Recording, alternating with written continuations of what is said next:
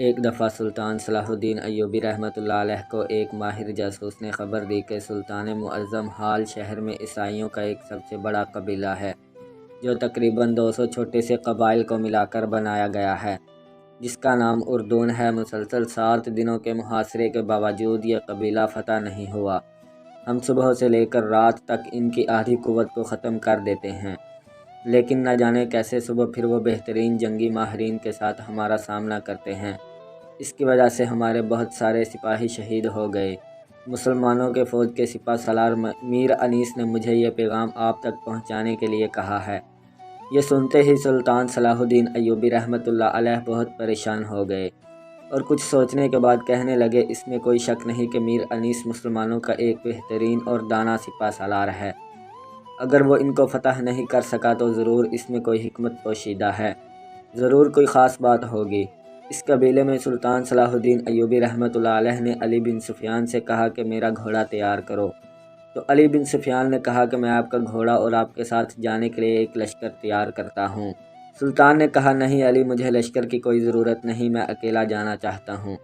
علی بن سفیان نے کہا کہ جیسا میرے کانوں نے سنا ہے، وہ قبیلہ بہت ہی ظالم اور ماہر جنگجوؤں سے مشتمل ہے، حضور آپ کی جان کو خطرہ ہو سکتا ہے۔ سلطان نے کہا کہ اللہ میرا مددگار ہے، تم پریشان نہ ہو اور میرا گھوڑا تیار کرو، میں اکیلا ہی جاؤں گا۔ علی بن سفیان نے کہا کہ جیسے آپ کا حکم سلطان معظم۔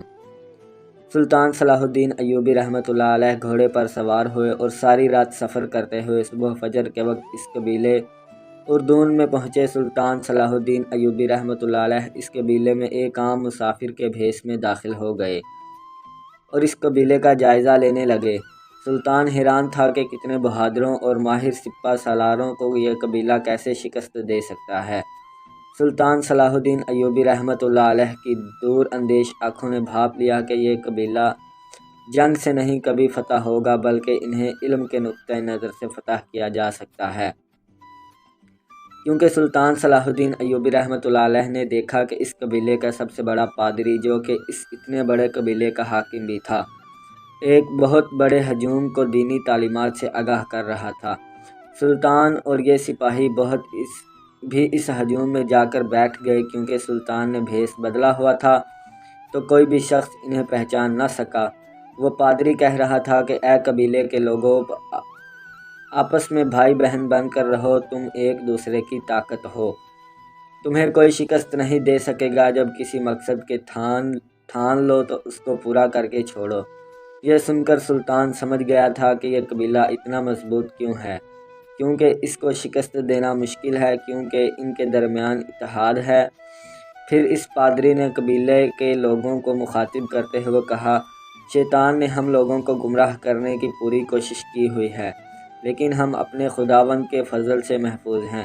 شیطان کا کوئی بھائی نہیں، کوئی بیٹا نہیں، کوئی بیوی نہیں، کوئی ماں نہیں، کوئی باپ نہیں، کوئی دوست یا دشمن تک نہیں، لیکن پھر بھی وہ ساری دنیا میں تباہی مچا رہا ہے۔